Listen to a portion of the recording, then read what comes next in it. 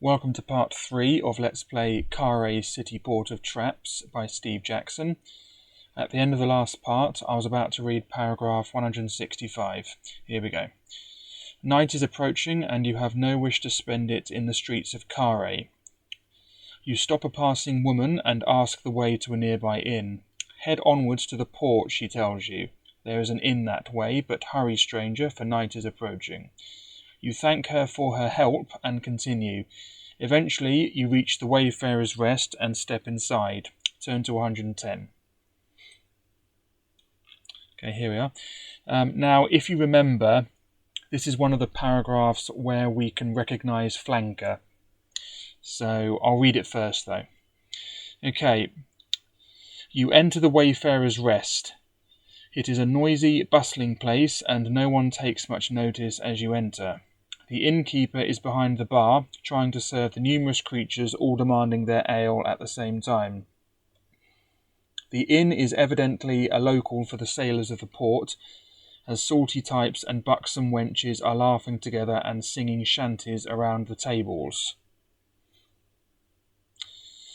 You manage to catch the innkeeper's attention. He is a surly, bald-headed man, used to dealing with the rabble from the docks, and is surprised at your dress and obviously well-educated tone.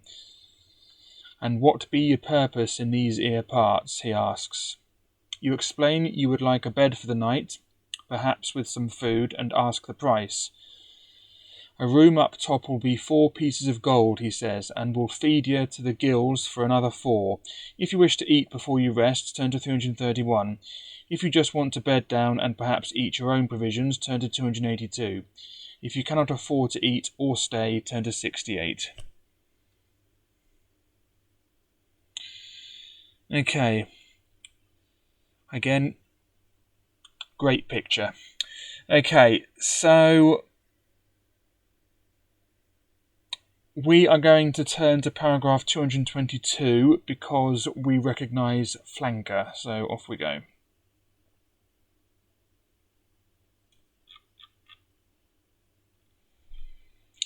A familiar voice hails you from the other end of the room. "Ahoy there, my fellow traveller," says the voice. You turn and grin as you recognise the face of Flanker the assassin. "Friend, I cannot stay with you here," he says. He was just leaving with 2 other dubious-looking characters. "But how have things been with you since we last met? You'll find rest here, but are you short of cash? I've just had a run of luck at the Vlada gambling halls. Tonight I'm flush. Here, have enough for a drink and a room." He gives you 5 gold pieces. "Watch the ale here, though. 1 mug is refreshing, 2 will make you merry, but 3 will put you out for the night. Anyway, be seeing you again." He rejoins his companions, and they all leave with linked arms, skipping and singing. You assume he has had 2 mugs of ale. Return now to 110 and decide what to do next. Okay, so the whole purpose of that is really just to give you 5 gold pieces. So that puts our gold up to a nice round 50. That's nice. And now we are turning back to 110. Okay, so what are we going to do? We're going to eat before we rest.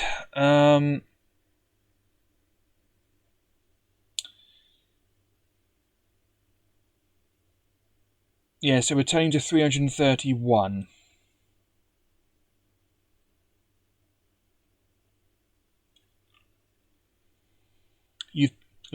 You pay the innkeeper for the food. Okay, that's 4 gold pieces. So that puts us down to 46. He disappears into a back room and comes back with a large plate of steaming grub. "There you go," he laughs, "and there's more if you'll be needing it." You take the plate and sit down at a table to eat your meal. Gain 2 stamina points if this is your first meal today, or 1 stamina point if you have already eaten. Okay, so 2 stamina points. Puts me up to 12. There we go. No, that puts me down to 12. I can't even add today. Okay, puts me up to 16. Sorry about that. That's just me being very, very stupid. Okay,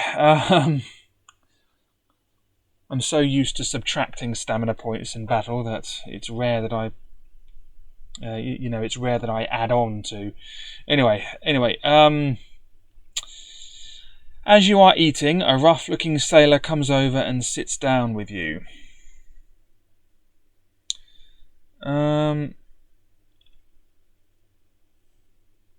Yeah.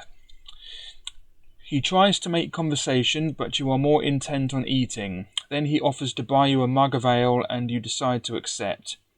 You finish your meal and sup the ale. Gain 1 stamina point for the drink. Okay, so that's another stamina point. Puts us up to 17. There we go. You start to talk to him, and he asks of your quest. You tell him you are trying to find the spell which will open the north gate. We'd like to help you, he says, but to find the loin you needs, you'll have to kill the undead, and that ain't my idea of a fair fight. How about small ale? Will you accept his offer and continue the conversation, turn to 253, or would you rather get some sleep, turn to 86? Okay, we're going to accept his offer and continue the conversation, and turn to 253. Oh, here we are. Good, that was quick. He buys you another mug of ale, and you drink again with him. Add 2 stamina points, as you are now getting quite lightheaded, and the two of you are laughing together. Okay, so that's another 2 stamina points, puts me up to 19. That's nice. Okay. He knows the Cityport well. You press him for more information on the holders of the spell lines, but apart from telling you that one of the people you seek fell recently out of favour with the third noble of Kharé, rumoured to be a vampire, and is now cursed with living death, he knows little. You are interested in a story of one of his friends who tried to talk to Korga, one of the gods, and was killed in the temple for daring to kiss the god on the cheek.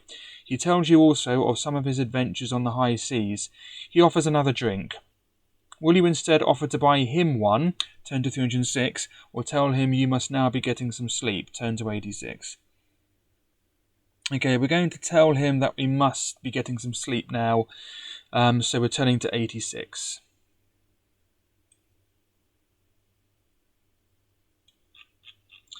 Here we are. Do you have enough money to afford a room? If so, pay the innkeeper 4 gold pieces and turn to 282. If not, you will have to spend the night on the street, turn to 68. Okay, we have enough money, so we're going to spend 4 gold pieces, which puts us down to 42. And then let's turn to 282.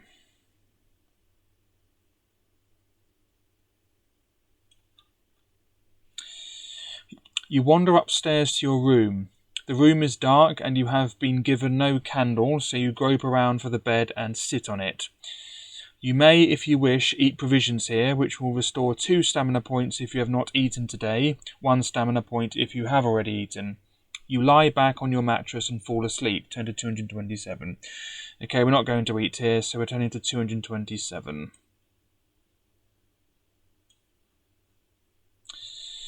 You have the strangest dream that you have been captured by a torturer with a sadistic imagination who is plotting all sorts of horrific fates for you. You wake up with a fright in a cold sweat. It is just about sunrise, and the early morning light coming through the window lights up your room. Above your head is a sight which makes you freeze. Your movement is restricted by tough leather ties which strap you into your bed, and above your neck is the sharp, heavy blade of a guillotine. A chuckle from the bedside catches your attention, and you look over into the squinting eyes of the innkeeper. He laughs loudly. He is after meat for the day's stew, which you may be providing. Perhaps he does not like to kill others himself, or perhaps he just delights in a prolonged suffering, but whatever the reason, he has given you a chance of escape with a rope fixed round your left wrist. He undoes the tie, and you can feel a weight in your hand. You may pull or release the rope. One choice will mean your certain death. The other will raise the blade and allow you to sit up and unfasten your ties. The laughing innkeeper is obviously quite mad and will give you no help. Will you pull the rope?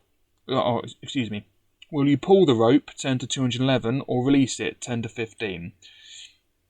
Okay. Right, let's see if we can work this out. So, now, what's going to happen if we release it.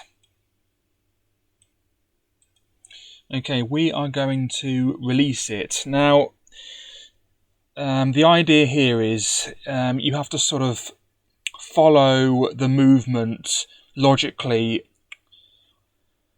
of the cogs and things, and follow the follow the pattern all the way around and see what happens. Now, eventually, if you do release it and you do work it out, the blade will go up. If you pull the rope, then the blade will go down. So the best thing to do is to release it. I'll leave that on the, well, obviously, if you want, it's up to you. If you want to, you can pause the video and have a go yourself, but it does eventually work out. Just remember, with the cogs, when a cog is going clockwise, then the cog touching it will go anti-clockwise, and so on and so forth. If the strings cross, then the cog is going to go the opposite direction. If they don't cross, then they're going to go. Then the cogs are going to go in the same direction. So if you follow that logic all the way round, if you undo the knot and release it, then the blade will go up. So that's the only way to do it, really. Anyway, so we're going to release the rope and therefore turn to 15. Obviously, it's not necessary. It's not necessary to do it twice, because if we know that releasing it makes the blade go up, then obviously pulling the rope will make it go down. So you only have to do it once, and so if you know it goes up when releasing it, then you can choose release. But if you try to see what happens if you pull it and it goes down, then you have to release it. If you catch my drift. Anyway, so 15.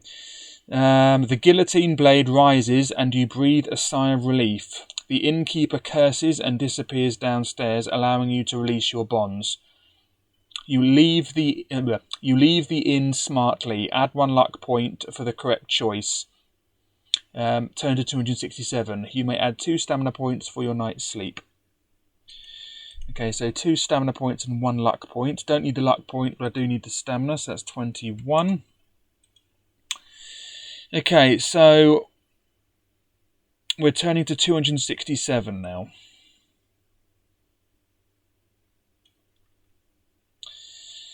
Did you eat at all yesterday? If not, you are now famished and must deduct 3 stamina points. If you did eat, you suffer no penalty. Turn to 325. Okay, we did eat yesterday, so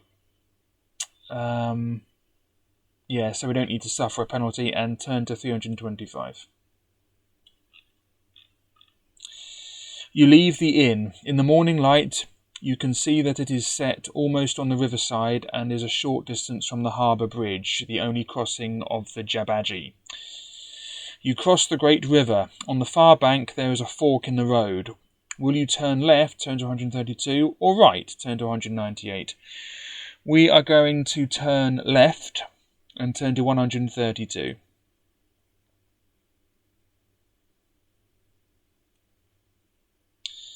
You follow a narrow, winding street which takes you past shops and stalls. It is still early and they will not be open for an hour or two yet, but there are stirrings from within the houses as the day's activities begin. A face appears at one window and seems to watch you pass, although its eyes are closed and you are not sure that you can actually be seen. Another similar creature stands at a doorway, washing in the street. It is thin and spindly, with a long face, and again its eyes are closed. More of these creatures, young males, are hanging about in a group a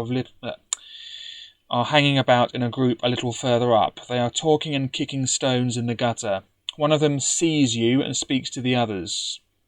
This could be trouble. Do you wish to continue as normal and bid them a pleasant day as you pass? Turn to 286. Continue, but be ready to defend yourself if they attack. Turn to 121. Or take a side street and avoid them. Turn to 24. Okay, there they are. Okay, we are going to take a side street and avoid them, and turn to 24. It's a rough neighbourhood. They move towards you and you nip down a side street to the left. They chase after you. They are quick runners and you will have to try to lose them. Will you turn first right, first left, first right, turn to 232, first right, first left, turn to 41, first left, first right, next right, turn to 184, or cast a spell? Jig 489, Rock 458, Yob 354, Nith 407, Yaz 510. Okay, we are going to go first right, first left. So first right, first left. So right, left. And that means we're turning to 41. Off we go. You come to a stop outside a hut. The footsteps behind you are getting louder. You decide to nip into the hut. Turn to 324.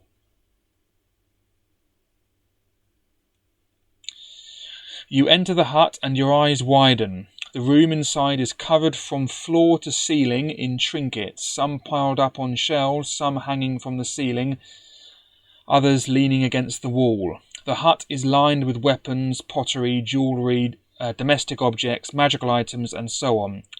Sitting cross-legged on the floor is a small bearded gnome who rubs his hands and greets you as you come in. In a squeaky voice, he invites you to sit and barter with him. If you wish to barter, you will have to be prepared to exchange some of the items from your equipment for some of his. If you have no items with which to barter, you may not sit down.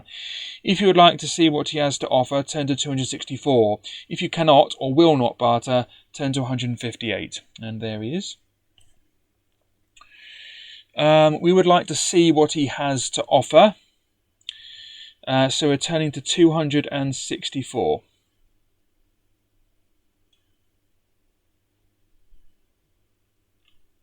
Here we are. Good, squeaks the gnome. Let's see what sort of a bargain we can give you today. The items he has on offer are listed below. You must select 4 items from your own equipment. You may not choose gold, provisions, or your weapon, and list them, allocating each a different number between 2 and 5. You may select 2 of his articles on offer.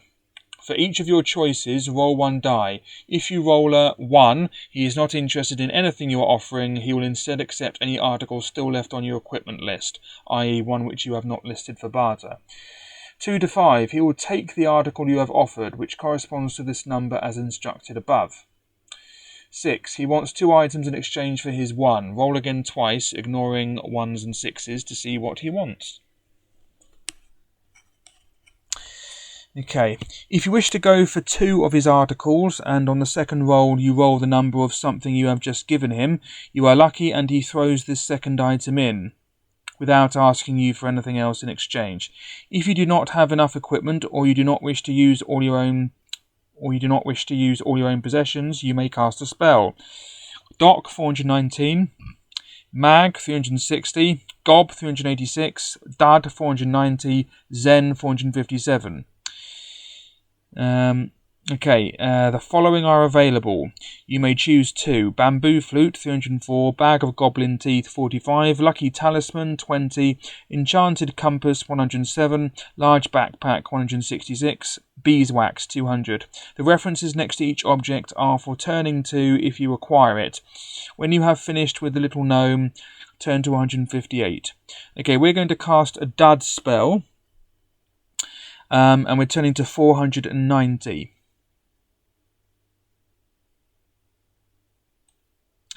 Deduct 2 stamina points. Okie dokie, that puts me down to 19 again.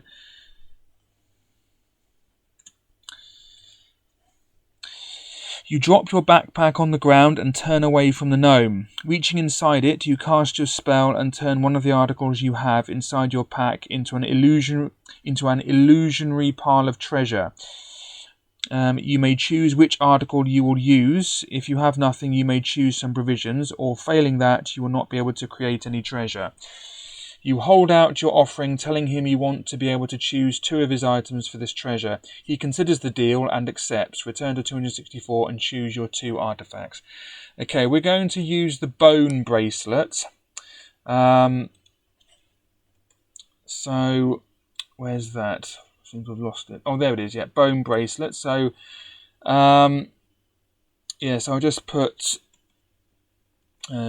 used. No, not used. I'll put gone, then I'll know it's gone. Okay, so we're going to get rid of the bone bracelet because we're turning that into a pile of treasure, an illusionary pile of treasure. And we're turning to 264 to choose 2 artifacts. So 264. Here we are. So we are going to take the lucky talisman, and I'm also going to take the large backpack. But for now, we're turning to 20 first for the lucky talisman. So let's turn to 20, so we can find out what this thing does. Here we are. Okay, the talisman is quite a find. While wearing this and testing your luck, you need not deduct a luck point if you are unlucky. Return to 264, but we do need to lose a luck point if we are lucky, obviously. So I'll just put that down. So we have...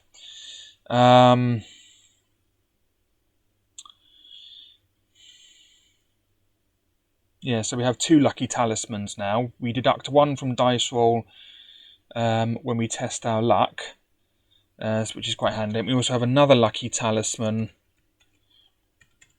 which is we don't lose a luck point, new line, if we are unlucky. And end parentheses. There we go. 1 parenthesis, 2 parentheses. Simple. Okay. Okay, let's return to 264 and choose another item, which is going to be the backpack. So large backpack, 166.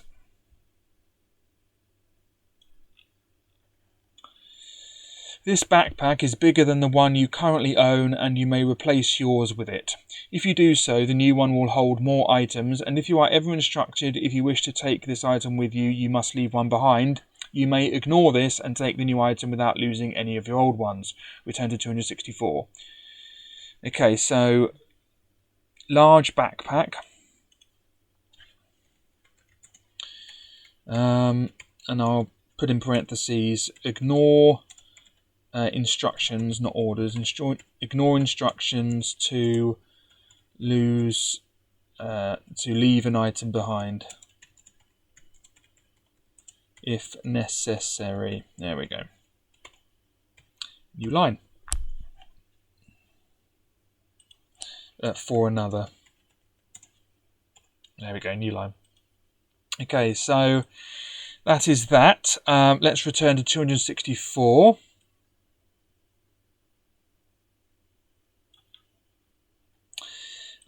When we have finished with the little gnome, turn to 158. Okay, we finished with him now. So we're now turning to 158. You cautiously leave the hut, first looking out into the street. There is no one about. You may now find your way onto the main street and continue. Turn to 89.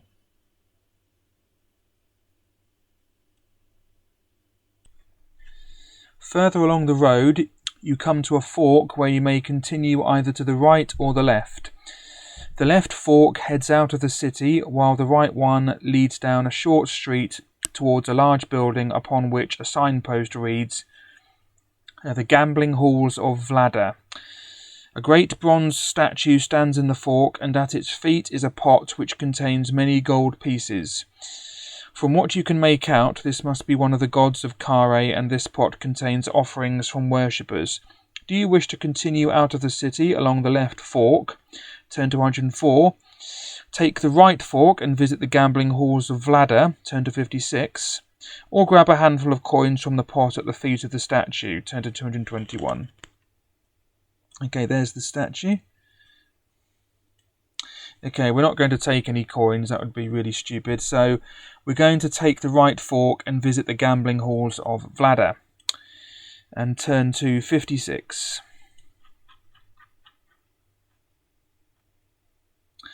You enter the hall. In spite of the time of day, a noisy crowd is inside. No one notices your entry as everyone is preoccupied with their games. The click of dice and the clatter of the Wheel of Fortune are the only sounds that can be heard above the hubbub. Do you wish to try your luck with the Wheel of Fortune? Turn to 25. On the dice table, turn to 188, or will you leave the gambling halls of Ladder? Turn to 39. Okay, there is the gambling hall. Okay. Okay, am I a gambling person? I am. So I'm going to try my luck with the Wheel of Fortune, so turn to 25.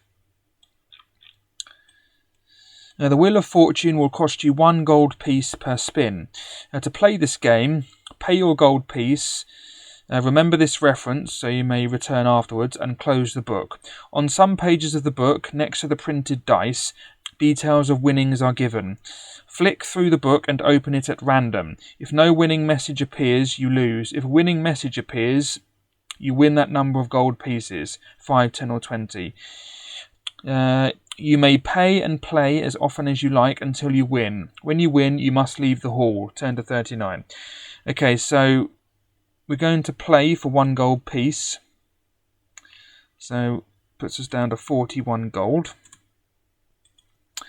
Okay, so we need to remember 25. So I'll just note that down just in case I forget, because you know what I'm like. So 25.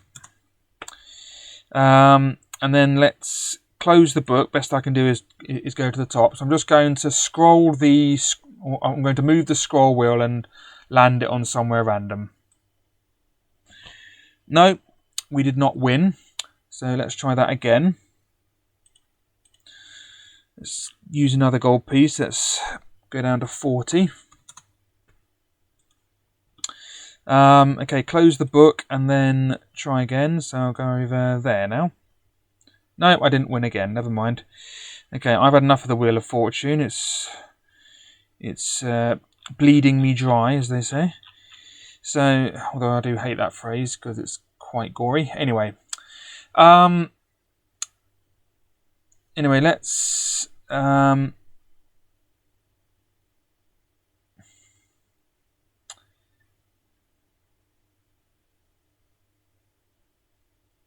all right. You may pay and play as often as you like until you win. Oh, I have to play until I win.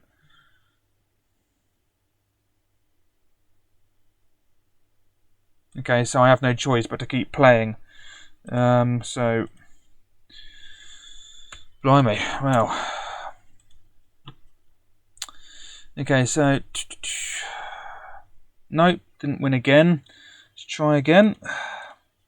38. Wish I hadn't started now. Nope.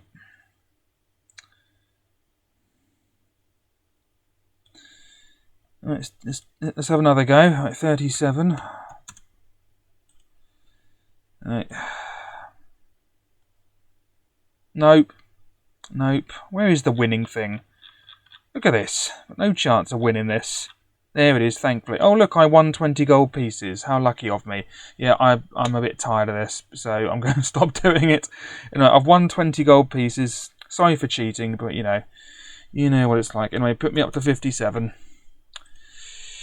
Anyway, go back to 25. Yeah, because it states...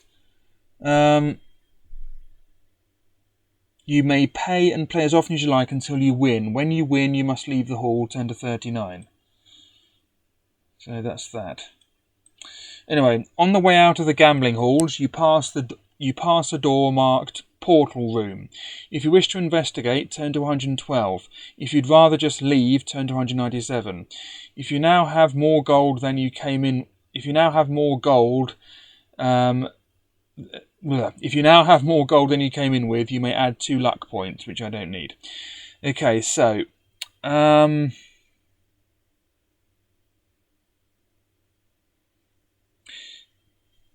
we would rather leave, so returning to 197.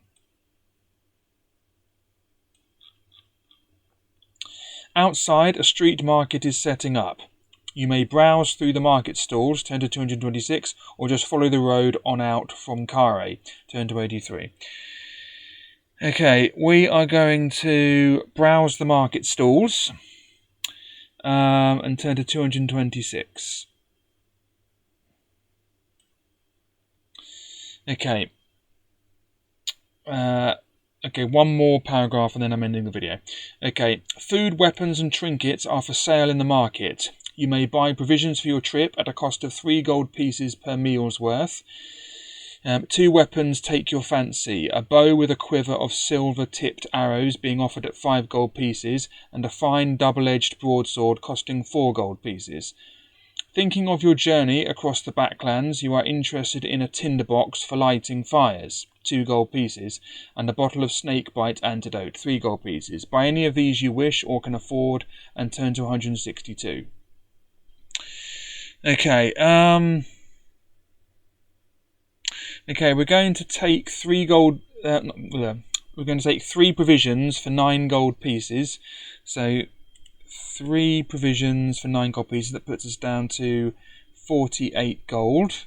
And we have 3 more provisions. That puts me up to 5. Okay, so that's pretty good. So now we're turning to 162, and that. And